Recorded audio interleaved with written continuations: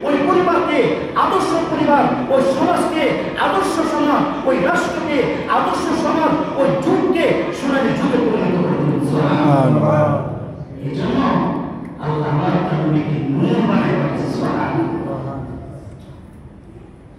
এমনি ভাবে আল্লাহ তাআলা আমার নবীকে খুলুকে আজিম দান করেছেন। বলি সুবহানাল্লাহ। কি দান করেছেন?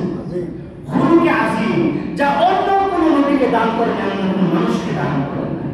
এটা আমার আপনার নবীর বৈশিষ্ট্য। আল্লাহ তাআলা বলেন, ওয়া ইন্নাকা লাআলা খুলুকিন আযীম। নবী, আপনি বলেন সুমহান চরিত্রের অধিকারী। সুবহানাল্লাহ। আমরা যেন আয়েশাকে জিজ্ঞেস করব, নবীজির খুলুক আখলাক চরিত্র কি, তার সুমহান চরিত্র কি? তখন আমরা যেন আয়েশা বললেন, কানা খুলুকুহু আল কুরআন। সুবহানাল্লাহ।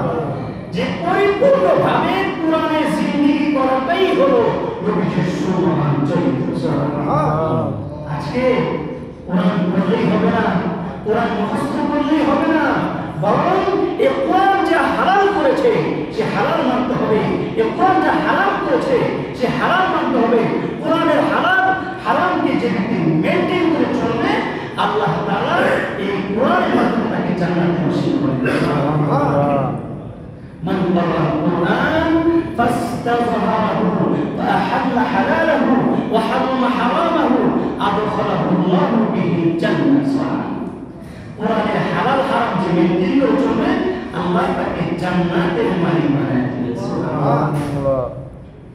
প্যারে হাজির, তাহলে নবীজির সুমহান চরিত্র কি? কোরআন। যার জিন্দেগিতে, যে পরিবারে, যে সমাজে, যে রাষ্ট্রে কোরআনের আদর্শ, কোরআনের চরিত্র যতটুকু আসবে, ওই সমাজ, ওই রাষ্ট্র, ওই পরিবার, ওই ব্যক্তি ততটুকু উন্নত হবে, চরিত্রবান হবে। খুলুকে আজিম। হযরত আবু হুরায়রা রাদিয়াল্লাহু আনহু জিজ্ঞেস করলেন, ইয়া রাসূলুল্লাহ, আখলাক, সুন্দর আখলাক, সুন্দর চরিত্র কি? তখন নবীজি বললেন, সিনমান কাতাআক ওয়া'ফু আম্মান যালামাক ওয়া আহসিন ইলা মান আসাআ ইলাইক। সুবহানাল্লাহ। সুন্দর আখলাক, সুন্দর চরিত্র হচ্ছে তোমার সঙ্গে যে সম্পর্ক ছিন্ন করে, তোমার সঙ্গে যে দূরত্ব বজায় রাখে, তুমি তার সঙ্গে সম্পর্ক জোড়ো, তার সঙ্গে সম্পর্ক করো।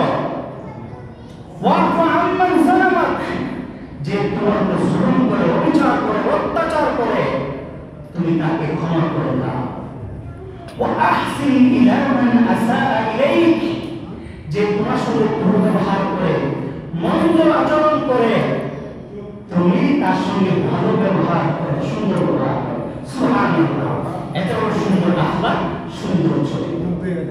তাহলে আমার আপনার প্রিয় নবীকে আল্লাহ কি দান করেছেন? খুলুকে আজিম দান করেছেন। কি দান করেছেন? খুলুকে আজিম। আরেকটু বুঝাচ্ছে, মানে ক্লিয়ার করে দিই। খুলুক তিন প্রকার। কয় প্রকার? সবাই বলুন, খুলুক কয় প্রকার? তিন প্রকার। খুলুকে হাসান, খুলুকে কারীম, খুলুকে আজিম। আমার আপনার নবীকে কি দান করেছেন? খুলুকে আজিম দান করেছেন। কি দান করেছেন? খুলুকে আজিম। যা অন্য কোন নবীকে আল্লাহ দান করেন নাই। খুলুকে হাসান হচ্ছে সমান সমান প্রতিশোধ দেওয়া।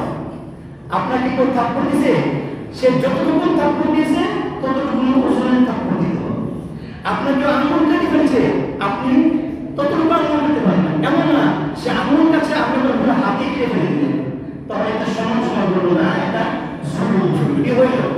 এটা সুন্দর আচরণ হলো না, এটা তার উপর জুলুম। তাহলে সমান সমান প্রতিশোধ নেওয়া, আঘাতের বলতে আঘাত নেওয়া, এটা হলো খুলুকে হাসান, সুন্দর আচরণ। আর এই চারিত্রিক বৈশিষ্ট্য ছিল হযরত মুসা আলাইহিস সালাম। সুবহানাল্লাহ। আর খুলুকে কারীম, সম্মানজনক চরিত্র, সম্মানজনক চরিত্র। এটা হলো আপনার সঙ্গে কেউ দুর্ব্যবহার করছে, আপনি তাকে ক্ষমা করে দিন। সুবহানাল্লাহ। প্রতিশোধ না, কি করে দিতে হবে? ক্ষমা করে দিবেন। আর এই চারিত্রিক বৈশিষ্ট্য ছিল হযরত ঈসা আলাইহিস সালাম।